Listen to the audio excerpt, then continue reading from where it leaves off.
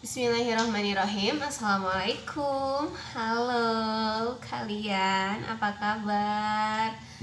Hai kelas 9. Ini pertemuan ke berapa? Kedua kita ya anak-anak ya.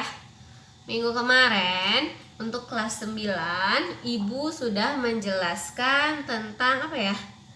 Minggu kemarin tuh untuk kelas 9 Ibu menjelaskan tentang muatan listrik dan hukum Coulomb.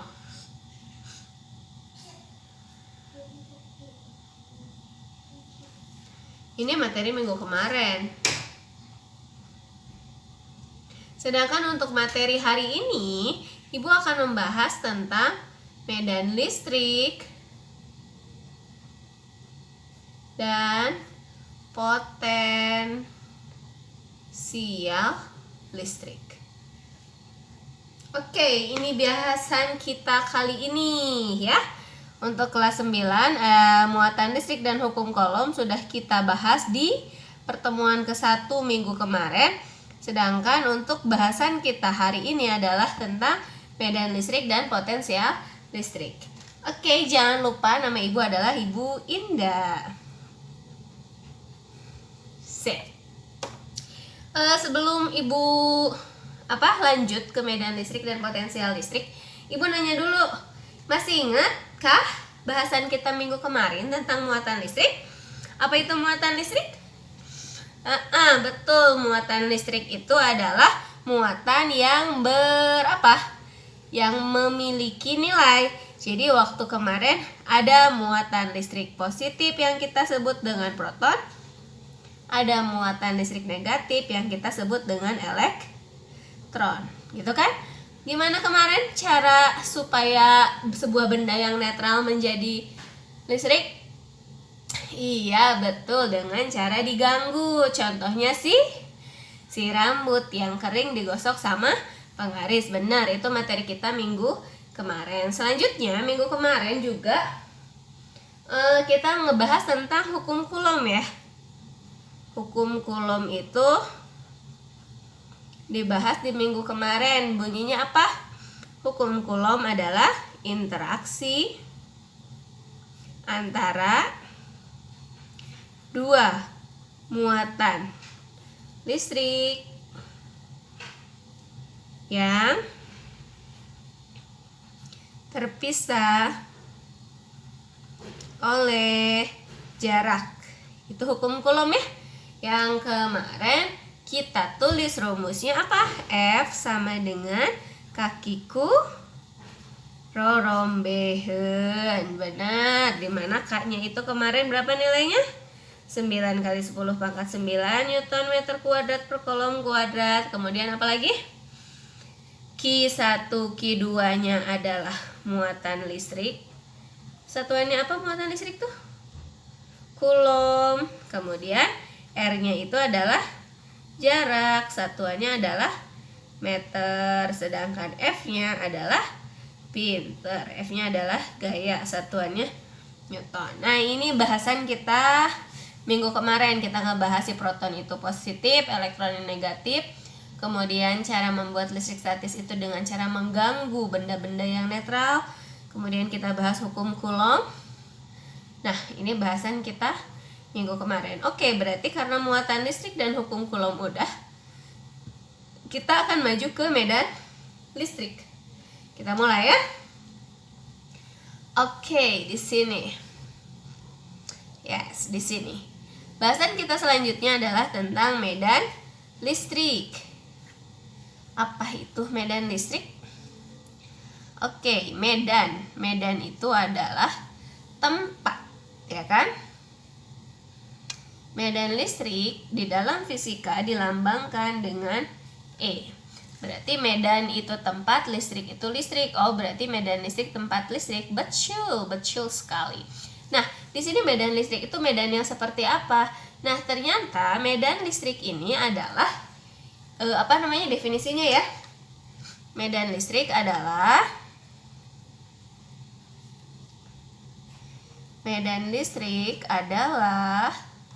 tempat. Kan tadi Ibu bilang medan itu tempat ya. Berarti kalau medan listrik adalah tempat di mana suatu muatan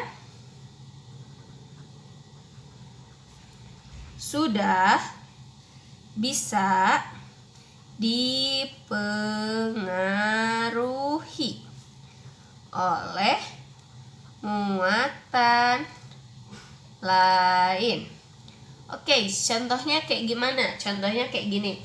Kan muatan listrik tadi Ibu udah review ya. Muatan listrik itu ada dua, ada muatan positif dan ada muatan negatif. Oke, kita gambarkan. Ini muatan positif. Di sini muatan negatif. Medannya yang seperti apa? Medannya, ingat positif itu kemarin sudah dibahas. Positif itu sifatnya memberi. Berarti ini medannya kan? Ke semua arah. Kelihatan gak sih pakai kuning? Kagak ya? Ini.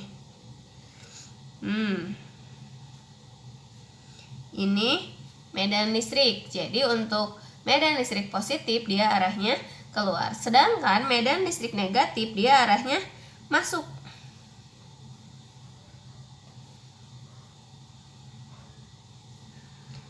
Kalau Ibu gambarnya seperti ini bakal ada interaksi enggak? Yes, betul, bakal ada interaksi. Kenapa? Karena di sini medan listrik positif dan negatif bertemu. Si medan positifnya keluar, medan negatifnya masuk. Makanya nanti akan muncul interaksi.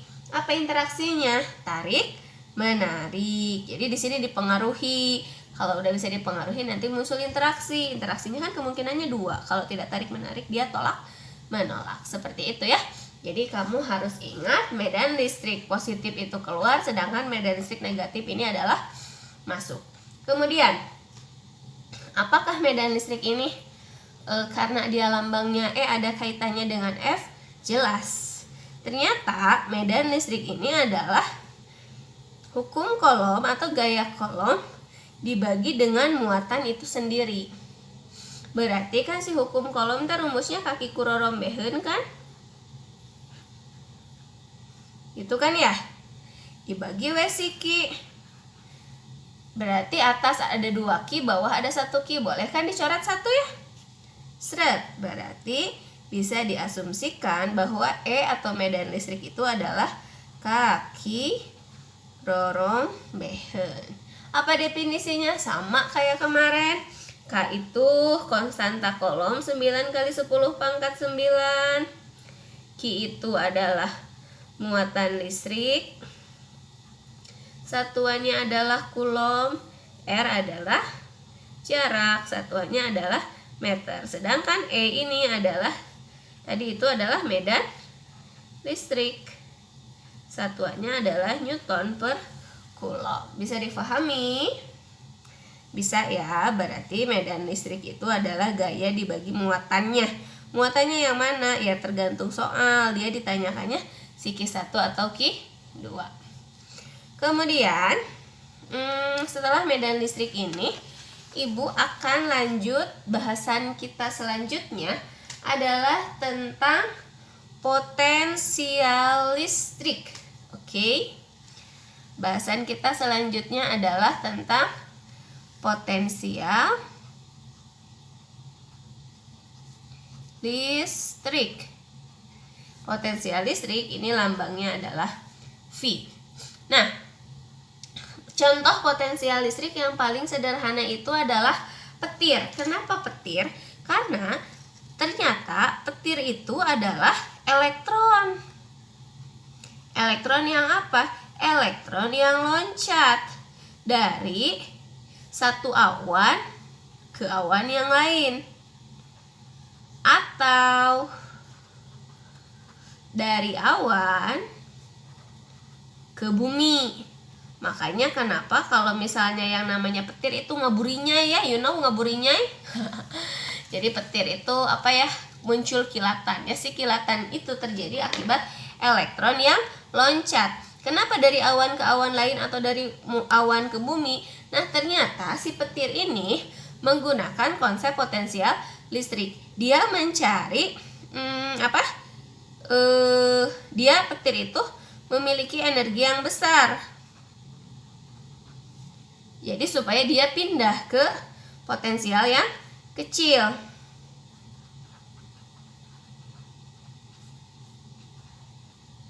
Maka bisa dirumuskanlah bahwa yang namanya potensial itu dipengaruhi oleh energi. Energi di sini Ibu lambangkan dengan W. Jadi potensial ini dipengaruhi oleh energi. Energi apa? Energi untuk memindahkan muatan. Karena tadi contoh petir itu sendiri adalah elektron yang loncat. Berarti kalau elektron itu muatan. Muatan apa? Muatan negatif. Seperti itu. Jadi, nah untuk potensial listrik itu dia selalu berpindah dari potensial tinggi ke potensial rendah. Itu adalah sifat potensial listrik atau biasa kamu kenal dengan tegangan listrik, itu nama lainnya. Seperti itu. Ada yang ditanyakan? Jadi bahasan kita hari ini hanya tentang medan listrik dan potensial listrik. Potensial listrik itu energi yang besar bisa memindahkan muatan ke potensial yang kecil. Oh iya, saya lupa, ini penjelasannya ya. Untuk delta V itu tadi adalah beda potensial. Satuannya adalah volt. Untuk W itu adalah energi. Energi di sini berarti energi listrik ya. Karena kita ngomonginnya listrik, dia satuannya adalah joule. Sedangkan Q tadi sama aja kayak Q besar. Dia adalah muatan listrik. Satuannya adalah coulomb. Bisa difahami ya sampai sini? Oke, sekarang kita lanjut ke contoh soal. Oke, kita mulai ya. Ini ada latihan, bukan latihan, ini ada contoh soal buat kalian. Contoh soal yang pertama itu adalah medan listrik yang dirasakan oleh muatan uji A terhadap muatan B sebesar 80 Newton per Coulomb. Berarti ini adalah medan listrik. Medan listrik tadi lambangnya adalah E. E-nya 80 Newton per Coulomb. Jika jarak kedua muatan tersebut adalah 3 cm, jika R-nya 3 cm, berapakah besar muatan B? Ditanyakan Q-nya berapa. Tadi kita punya rumus nih. Di sini apa rumus E? Nah, salah satu rumus E itu yang ini. E sama dengan kaki rorombehan. Oke, kita masukin. E sama dengan kaki rorombehan. E-nya di sini masukin 80. R-nya bagi ya, pindah ruas jadi kali.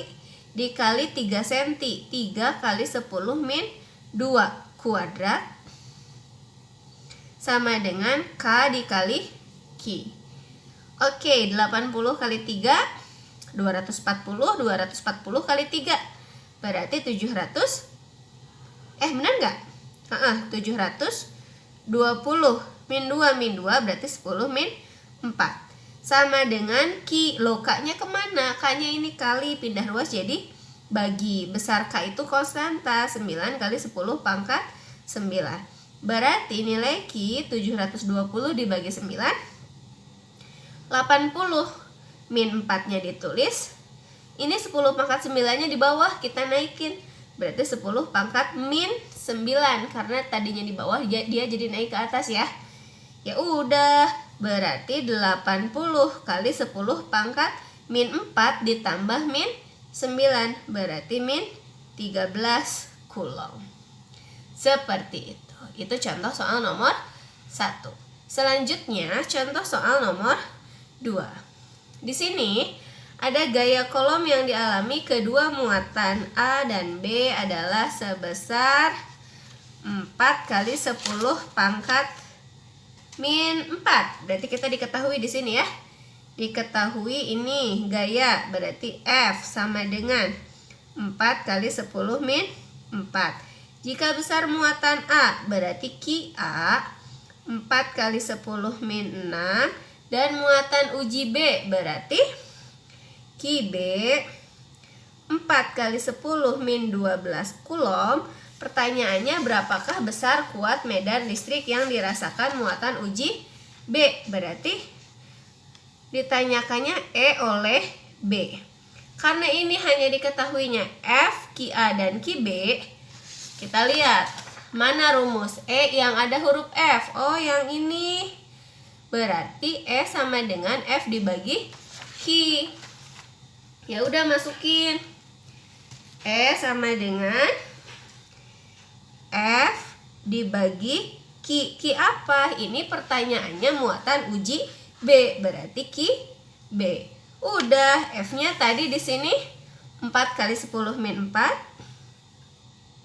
QB-nya ini 4 kali 10 min 12. Udah, 4 bagi 4 1. 10 min 12 naik, berarti 10 min 4 10 pangkat 12. Berarti min 4 ditambah 12, hasilnya 10 pangkat 8 Newton per Coulomb. Seperti itu untuk contoh medan listrik ya. Kemudian selanjutnya kita akan contoh ke potensial listrik.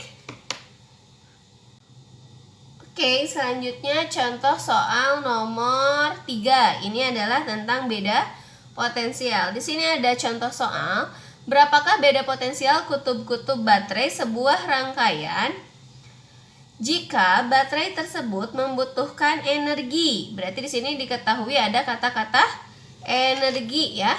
Membutuhkan energi sebesar 60 Joule. Tadi energi itu lambangnya adalah W, berarti W sama dengan 60 Joule.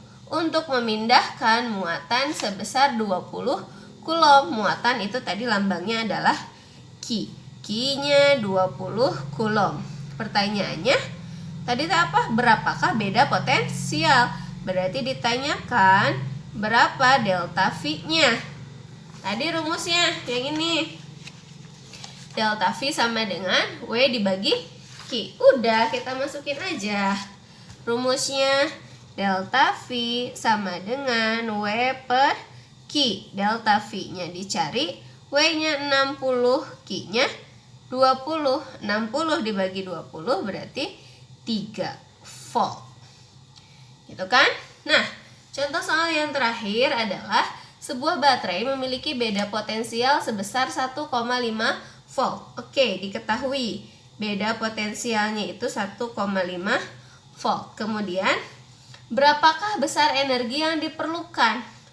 Oke, W-nya dia minta berapa jika digunakan untuk memindahkan muatan sebanyak 40 Coulomb. Jika Q-nya 40 Coulomb, ditanyakan W. Ini kan rumusnya delta V itu W per Q. Kita tulis. Oke, delta V itu adalah W per Q.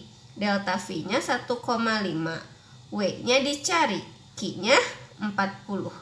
Berarti gimana? Kali silang.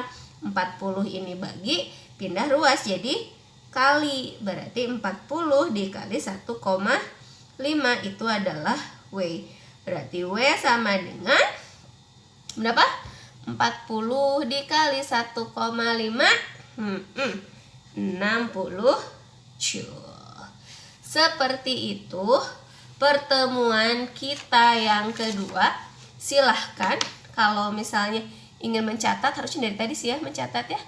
Ini contohnya, mau di SS boleh, mau dicatat lebih bagus. Karena setelah ini Ibu akan latihan. Nanti di pertemuan selanjutnya Ibu akan latihan. Silahkan untuk tugas hari ini nanti bisa dilihat di classroom.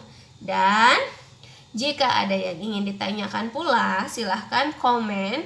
Bisa di YouTube ini, di link ini bisa komen nanti di bawah, atau nanti kamu chat aja ke Ibu. Ya.